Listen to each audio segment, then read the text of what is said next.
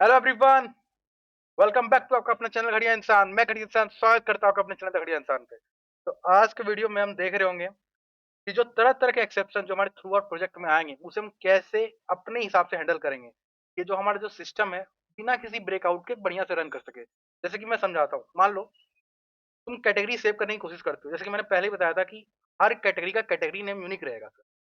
हम बार बार एक ही नाम की कैटेगरी सेव नहीं करेंगे। That is there will be one category with sports. ऐसा नहीं कि और एक कैटेगरी स्पोर्ट्स का होगा। तो मान लो एक यूजर है, वो कैटेगरी सेव करना चाह रहा है, ठीक है, पहले स्पोर्ट्स ऑलरेडी सेव और वो फिर से सेव करना चाह रहा है। तो इस चीज पे क्या होगा, एक्सेप्शन हो जाएगा कि हाँ नहीं ये सेव नहीं हो सकता है। तो हम क्या करेंगे, यहाँ पे एक्सेप्शन थ्रो करेंगे। सबसे पहले खुद प्रोग्राम में हम लॉजिक डेवलप करेंगे कि हम एक्सेप्शन थ्रो कर देंगे कि नहीं यहाँ पे रुक जाओ, ये तुम नहीं कर सकते हो। ये तुम मतलब कि सेम नाम से जो कैटेगरी एग्जिस्ट कर रहा है उसी नाम से तुम प्रोडक्ट को फिर से सेव नहीं कर सकते हो। अब ये एक्सेप्शन अगर हम इसको हैंडल नहीं करेंगे तो क्या होगा कि हमारे सिस्टम को ब्रेकआउट कर देगा, कंसोल पे सर्वर पे आ जाएगा। ठीक है, तो इस चीज को प्रॉपर हैंडल करने के लिए हम क्या करते हैं, हम एक्सेप्शन हैंडलिंग करते हैं सर। ठीक है, और यहाँ पे तुम देख रहे होगे एक नया तरीका एक्सेप्शन हैंडलिंग का है। ठीक है, बेसिकली हम रेस्ट कंट्रोलर एडवाइज नोटेशन का यूज कर रहे होंगे। ये क्या होता है मैं समझाऊंगा। बेसिकली मैं क्या करूंगा, एक ही क्लास बनाऊंगा, उसमें throughout the program, throughout the application जो भी एक्सेप्शंस आ रहे होंगे सबके सब हैंडल हो जाएंगे। अर्थात तुम्हें बस एक जगह एक क्लास में मेथड डिफाइन करने की जरूरत है। उसके बाद तुम थ्रू आउट द प्रोग्राम कहीं पे भी वो एक्सेप्शन अगर आ रहा होगा तो चीजें हैंडल हो जाएगी। ठीक है, दैट इज रीयूजिबिलिटी हम इम्प्लीमेंट कर रहे होंगे यहाँ पे। तो बेसिकली देखो, हमारे जो कंप्लीट एप्लीकेशन है उसमें चार तरह के, तीन तरह के तुम्हारे एक्सेप्शन आ सकते हैं। ठीक है, सबसे पहला क्या आ सकता है सर, मैं एक बार इसे लिखते चलता हूँ सर। पहला क्या हो सकता है sir, resource not found exception sir. ये कब होगा सर, मान तुम कर रहे हो गेट बाय कैटेगरी नेम। ठीक है, तुम कुछ कैटेगरी फेच करना चाह रहे हो और वो डेटाबेस में एग्जिस्ट ही नहीं करता है। ठीक है, तो इस तरह के इंस्टेंसेस में हम क्या करेंगे, रिसोर्स नॉट फाउंड एक्सेप्शन। जो भी डेटा हम डेटाबेस में सेव कर रहे हैं वो क्या है, रिसोर्स है। सोर्स क्या है sir, the data that is getting saved in the database. ठीक है, तुम किसी रिसोर्स को एक्सेस करना चाहते हो, अगर वो नहीं अवेलेबल है तो उस पर रिसोर्स नॉट फाउंड एक्सेप्शन होगा सर। ठीक है, इसको हम हैंडल कर रहे होंगे। उसके बाद method argument not valid exception sir, ये एक बहुत ही इंपॉर्टेंट है सर। देखिए ऊपर वाला नाम से समझ में आता है, ये बट ये वाले में कंफ्यूजन होता है। ठीक है, तो ये क्या होता है, जैसे कि मैंने तुम्हें पिछले ही वीडियो में मैंने दिखाया था कि हम बेसिकली कंट्रोलर लेवल पे क्या कर रहे हैं sir, at the rate valid annotation लगा रहे थे, है ना सर। और एंटिटी में हमने क्या किया था सर, कुछ कुछ वैलिडेशन कॉन्स्टेंट्स लगाए थे सर, जैसे कि नॉट ब्लैंक, है ना सर, वगैरह वगैरह।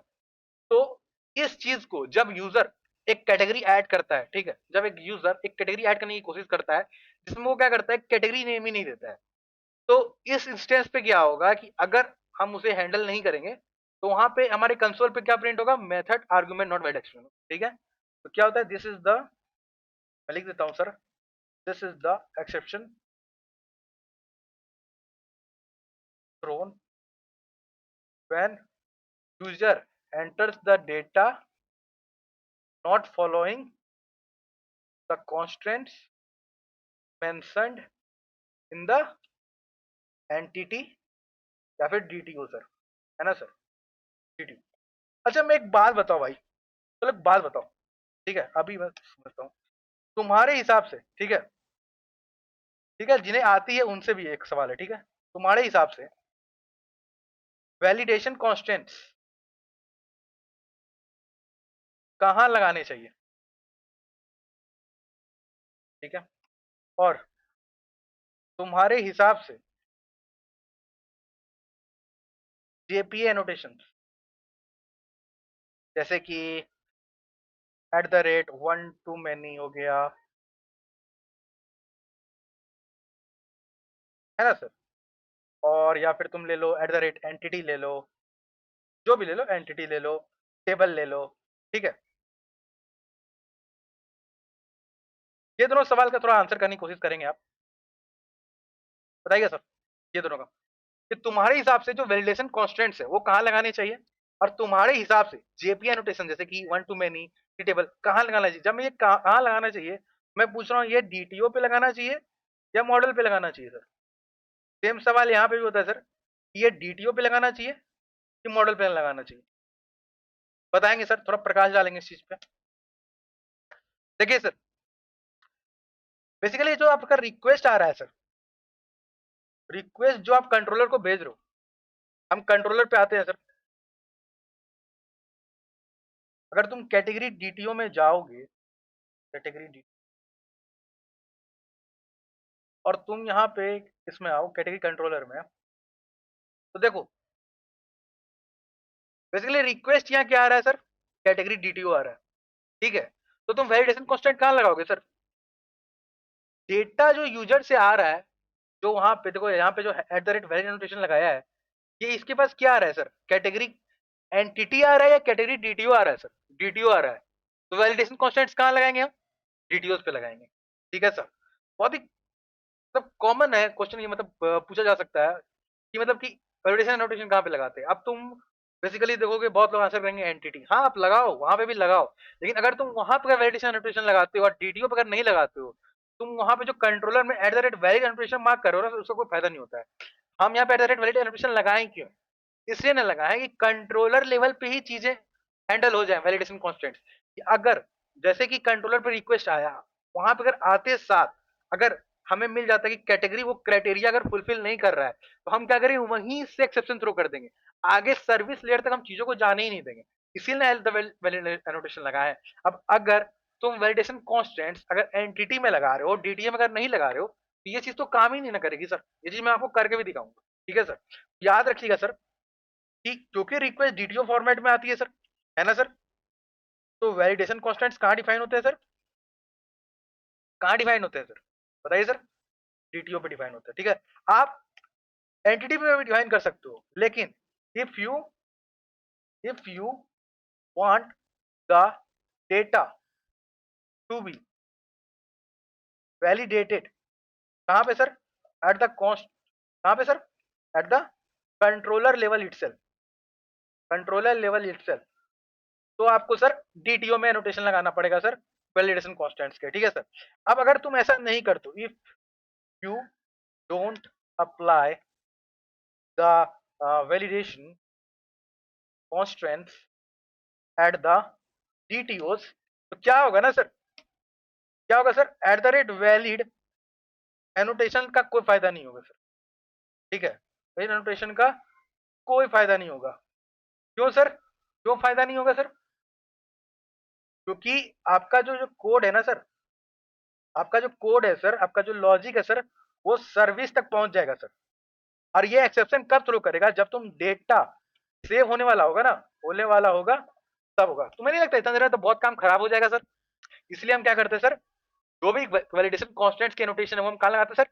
डीटीओ लेवल पे लगाते हैं सर। काफी इंपॉर्टेंट क्वेश्चन है सर, काफी कंसेप्चुअल क्वेश्चन। दूसरी बात, तुम्हारे हिसाब से ये जो जेपीआई नोटेशन है, one two many entity table, ये कहाँ लगाना चाहिए, डीटीओ या मॉडल में? सोच लिए। देखिए सर, एंटिटी में लगाना चाहिए सर। अब क्यों सर? सर डेटाबेस इंटरेक्शन कौन कर रहा है सर? डीटीओ थोड़ी कर रहा है, एंटिटी कर रहा है। क्यों sir? Entity is doing the database interaction.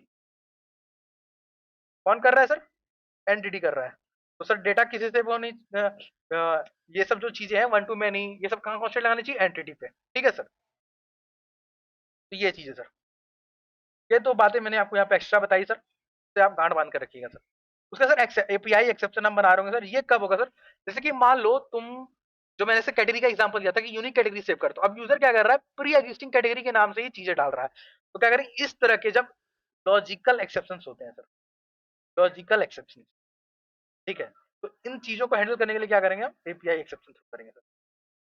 अब सर मैंने क्या बताया था सर कि हम सर एक क्लास डिफाइन करेंगे सर, एक क्लास डिफाइन करेंगे सर। सर कुछ हमारे पास ऐसा होगा, कुछ हमारे पास ऐसा होगा, ठीक है, जिससे हम क्लास को एनोटेट करेंगे सर, ठीक है, जिससे हम क्लास को एनोटेट करेंगे, उससे क्या होगा, उसके अंदर हम क्या करेंगे, उस क्लास के अंदर हम एक्सेप्शन डिफाइन करेंगे, एक्सेप्शन डिफाइन करेंगे, एक्सेप्शन नेम करेंगे, ठीक है, एक्सेप्शन नेम देंगे, डिफाइन करेंगे। और हम एक मेथड डिफाइन करेंगे सर, एक मेथड डिफाइन करेंगे जो कि क्या करेगा sir, that will handle the exception. अब देखो सर इसका फायदा क्या होगा कि once once you declare the exception here, एक बार तुम यहाँ पे एक्सेप्शन डिक्लेयर कर देते हो and the method to handle the exception, तो इसका फायदा क्या होगा पता है सर, इसका फायदा ये होगा कि थ्रू आउट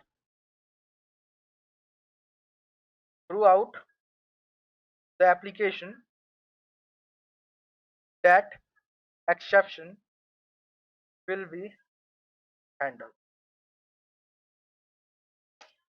ठीक है सर, ये बात होगी सर। तो आइए सर समझते हैं सर। देखिए सर, अब क्योंकि देखो ऐसा है, ये जो क्लास है तुम एक बार डिफाइन करो और इसे तुम्हें बस इस प्रोजेक्ट में नहीं, तुम कहीं भी यूज करोगे, एक्सेप्ट तो सारे तुम्हारे सारे प्रोजेक्ट्स में आएंगे। तुम हर एक प्रोजेक्ट में तुम डेटाबेस से खेल रहे होगे, हर जगह तुम्हें कॉन्स्टेंट्स लगाओगे। तो एक क्लास बनाओ और उसे हर प्रोजेक्ट में यूज करो। तो तुम यहाँ देख सकते हो मैंने बना के रखा हुआ है। जैसे कि तुम अगर यहाँ पे आते हो तो मैंने यहाँ पे क्या किया है, सबसे पहले एपीआई एक्सेप्शन बनाया है सर। अब सर कस्टम एक्सेप्शन क्या होता है सर? देखिए कस्टम एक्सेप्शन क्या एक तरीका है जिसके थ्रू आप एक्सेप्शन को अपने तरीके से हैंडल करके कर सकते हो, अपना एक्सेप्शन बना सकते हो। ठीक है, खुद का एक्सेप्शन बना सकते हो। जैसे कि बाय द वे जो हमारे यूजर डिफाइंड एक्सेप्शन होते हैं, जो सॉरी जो प्रीवेट एक्सेप्शन होते हैं, जैसे कि रन टाइम एक्सेप्शन, ठीक है। और एक क्या होता है, हम खुद का अपना एक्सेप्शन बना रहे हैं। क्या हम बना रहे हैं कि जब यूजर कुछ लॉजिक नहीं फॉलो करेगा तो हम खुद से एक्सेप्शन थ्रो करेंगे, खुद से। ऐसा नहीं है कि वो मतलब बाय डिफॉल्ट जावा से आ रहा है, हम खुद तो करेंगे। उसके लिए हम कस्टम एक्सेप्शन बना रहे हैं। कस्टम एक्सेप्शन बनाने का तरीका क्या है सर, हमें एक्सटेंड करना पड़ता है रन टाइम एक्सेप्शन, ठीक है। और जो भी मैसेज नीचे से पास होगा यहाँ पे हम ऊपर पास कर देंगे सर। तो मैंने एपीआई एक्सेप्शन बनाया है सर। उसके बाद मैंने रिसोर्स नॉट फाउंड एक्सेप्शन बनाया है सर।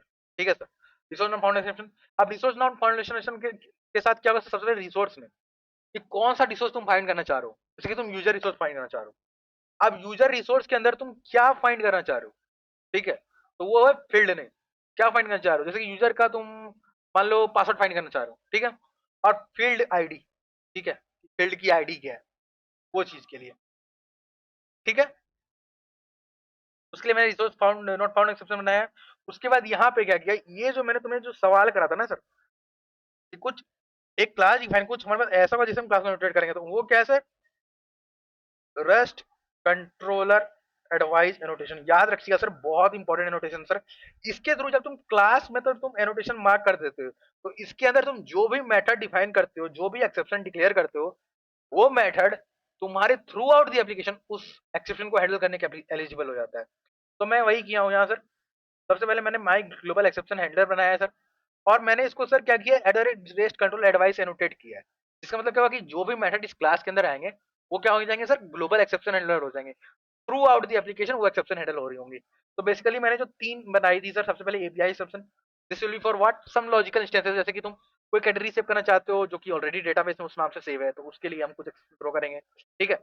उसको हैंडल करने का तरीका, कुछ हम मैसेज ले ले रहे हैं, हम स्टेटस ले दे रहे हैं, और एक तरीका होता है ना कि मतलब सिस्टम ब्रेक नहीं कर रहा है, एक अच्छा रिस्पॉन्स देंगे हम उसके लिए। ये सब चीजें भी मैं करके दिखाऊंगा तुम्हें। दिक्कत क्या है सर, मैंने माई रिसोर्स नॉट फाउंड एक्सेप्शन बनाया है सर।